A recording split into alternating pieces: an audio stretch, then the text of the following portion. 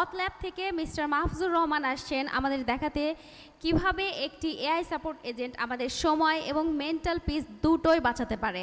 Mister Mahfuzur Rahman, the stage is years.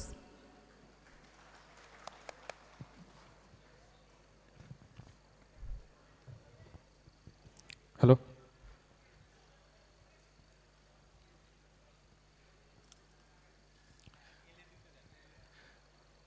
আসসালামু আলাইকুম। আমি মাহফুজ ফ্রম সিলেট, চায়ের শহর থেকে চলে আসলাম আমের শহরে। আশা করি সবাই ভালো আছেন। এখানে সিলেট থেকে আমরা কারা কারা এসেছি, ইনক্লুডিং মাইসেলফ। সো আমি আপনারা হিকায়া দিয়ে আপনারা যাওয়ার আগে আমরা রাজশাহীর ভাই বোনের কাছ থেকে ফ্রি আম খাইয়া যাইবা। তো আমি যেটা বললাম আর কি, যে রাজশাহীর ভাই বোনেরা যাতে আমাদেরকে ফ্রিতে আম খাওয়ায়, হ্যাঁ, যারা আমরা সিলেট থেকে এসেছি, আবার অনেকে আবার সিলেটের বাইরে থেকে এসেছি, সো আমরা তো ফ্রি আম খাইতেই পারি, তাই না? আচ্ছা, যাই হোক, এনিওয়ে আমি আমার ডিসকাশনে চলে যাই। বেসিকলি এটা আমার এক্সপিরিয়েন্স আপনাদের সাথে শেয়ার করার জন্য আমি এসেছি। So which is about lessons from building an AI support agent for WordPress plugins. ছোট্ট করে আমি আমার পরিচয়টা দিয়ে দেই। আমার নাম হচ্ছে মাহফুজুর রহমান। আমি as a senior support engineer অথ ল্যাবে কাজ করছি 4 বছরেরও বেশি সময় ধরে।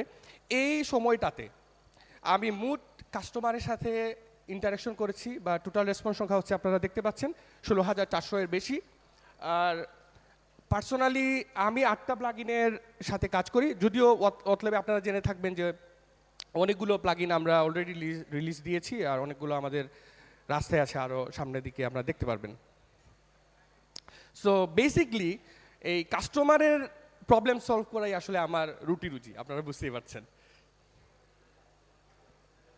So let's imagine a scenario. ধরেন আপনি একজন ডেডিকেটেড সাপোর্ট ইঞ্জিনিয়ার, আপনার কাছে একজন ইউজার একটা প্রবলেম নিয়ে আসলো, he is really stuck into it. সে প্রবলেমে আছে বিধায় আপনার কাছে এসছে। তখন আপনি একজন সাপোর্ট ইঞ্জিনিয়ার হিসেবে কী করলেন? আপনি টিকেটটা পুরোপুরি কপি করলেন, এবং আপনার কাছে অবশ্যই একটা এআই চ্যাটবট আছে, আপনি ওইখানে পেস্ট করে দিলেন, এবং উইদিন এ ফিউ সেকেন্ডস সে এআই চ্যাটবটটা আপনাকে একটা ঝকঝকে সুন্দর আনসার রেডি করে দিল।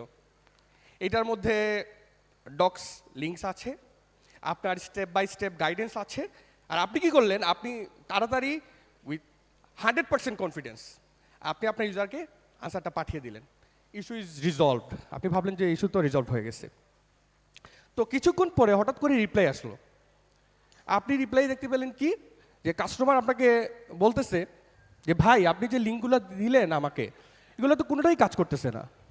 সো আপনি কি করলেন? আপনি তড়িঘড়ি করে স্বাভাবিকভাবেই আপনি চেক করলেন আসলে কি লিঙ্কগুলো কাজ করছে না। আপনার বেজ ইউআরএল ঠিক আছে, কিন্তু স্লাগগুলোতে আপনি ঢুকে দেখলেন হায় হায় সর্বনাশ, আপনার তো কোনো লিঙ্কই আসলেই কাজ করছে না। সো এই যে বিষয়টা, এই বিষয়টাকে বলা হয় এআই হ্যালুসিনেশন। আর আপনার এক্সপ্রেশনটা তখন এইরকম যে আপনি দেখতে পেলেন যে আসলেই তো কোনো লিঙ্কই কাজ করছে না। সো একটা সার্ভে হয়, যেখানে 2026 সালে সিসকোয়ের 8,000 ডিসিশন মেকার্সদের নিয়ে। সো সেখানে তারা বলে আর কি, যেটা যে 2026-এর মধ্যে কাস্টমার সাপোর্টের 56% এআই এজেন্ট দ্বারা হ্যান্ডেল করা হবে। এট দ্য সেম টাইম আরেকটা সার্ভে হয়, যেটা হচ্ছে ফিউচারাম গ্রুপ করে 2026-এ। সেখানে 820 জন টেক এক্সপার্ট, তাদেরকে জিজ্ঞেস করা হয় যে এআই ডেপ্লয়ের ক্ষেত্রে আপনার সব থেকে বড় ভয়ের কারণটা কি। সো তারা বলে তাদের মেইন ভয়ের কারণটাই হচ্ছে AI hallucination. So let's imagine the same scenario again. এখন আপনার হাতে একটা এআই চ্যাটবট না, আপনার কাছে আছে একটা এজেন্টিক সিস্টেম। সো এখন আপনি কিন্তু এখন ডিফারেন্সটা আসলে কি হবে? যখন এআই চ্যাটবট ছিল তখন কিন্তু সে তার ট্রেন মেমোরি থেকে আপনাকে একটা ডিরেক্টলি আনসার দিচ্ছে। Sometimes say confidently with 100% confident আপনাকে ফেক আনসার দিচ্ছে। ইভেন আপনাকে যে লিঙ্কগুলো প্রোভাইড করছে আপনি ঢুকে দেখতেছেন যে এগুলো আসলে এক্সিস্টই করে না। কিন্তু যখন আপনি একটা এজেন্টিক সিস্টেম বিল্ড করতেছেন তখন কিন্তু সে তার ট্রেন মেমোরি থেকে শুধু আনসার দিচ্ছে না, আপনার দেওয়া যে ভেরিফাইড নলেজ সেটা সে ভেরিফাই করতেছে, তারপরে সেটা এভিডেন্স চেক করছে, তারপরে সে কোড বেস চেক করতেছে, তারপরে আপনাকে একটা ড্রাফট আনসার দিচ্ছে। আর আপনি কি করছেন, আপনি আনসারটা উইথ সার্টেনটি আপনি ইউজারকে পাঠিয়ে দিচ্ছেন। So that's the difference.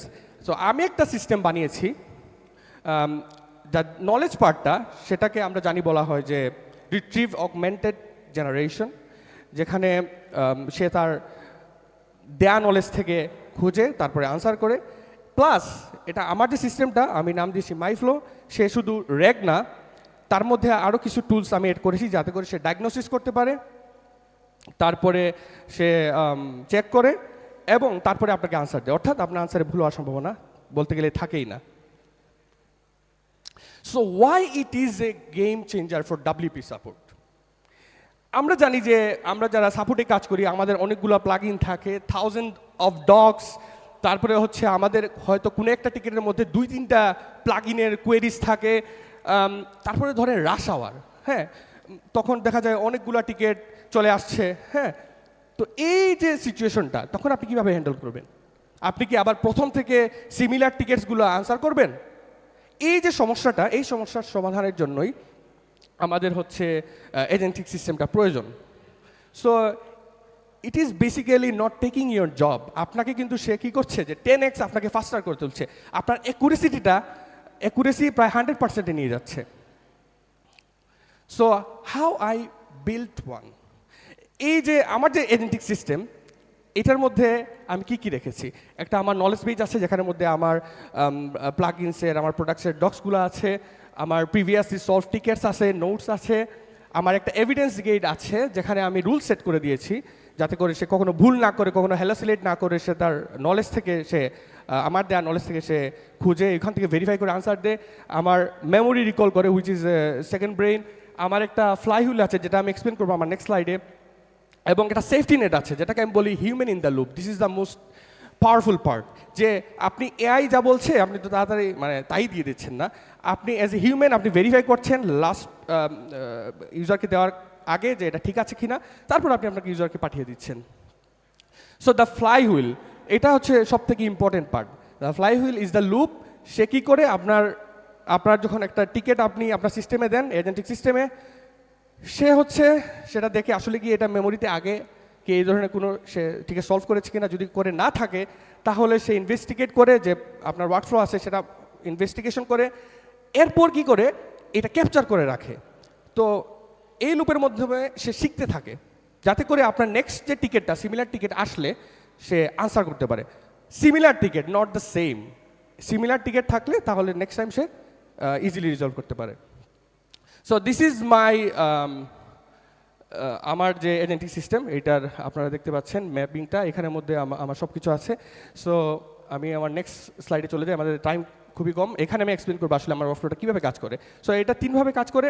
প্রথমে হচ্ছে কোল্ড রান, যখন একটা টিকিট তাকে প্রথমবার দেওয়া হয় যেটা আগে সে রিজলভ করেনি, সে কী করে, সে তার যে নলেজ বেস আছে সেখানে চেক করে, ডকগুলা চেক করে, কোড বেস চেক করে, হ্যাঁ, তারপরে ভেরিফাই এভিডেন্স, তারপরে একটা ড্রাফট রিপ্লাই দেয়।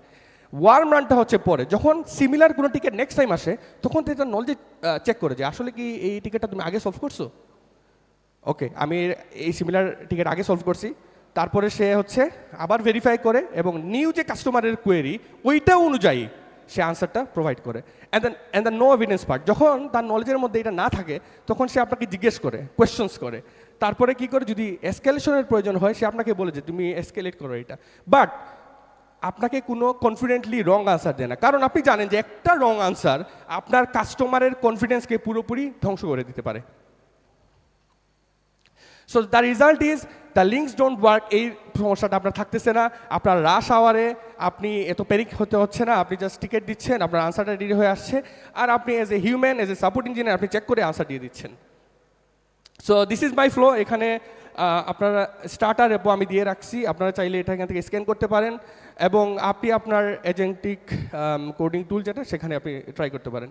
So basically AI won't replaces you, it replaces the ones who refuses to learn it. আর আপনারা যারা এখন আমি জানি অনেকেই হচ্ছে স্ট্রং সিস্টেম অলরেডি বিল্ড করছেন, তার জন্য তো আসলে এই শুভকামনা আপনাদের সিস্টেমের জন্য। আর যারা এখন শুরু করেন নাই, আমি আপনাদেরকে অনুরোধ করবো আপনারা শুরু করে দেন। আর আপনাদেরকে কোরআনের একটা আয়াত আছে যে সূরা নাজমের 39 নম্বর আয়াত, আল্লাহ সুবহানাহু ওয়া তাআলা বলেছেন যে যে চেষ্টা করে সেই পারে। ধন্যবাদ সবাইকে আমার সাথে থাকার জন্য। আসসালামু আলাইকুম ওয়া রাহমাতুল্লাহ।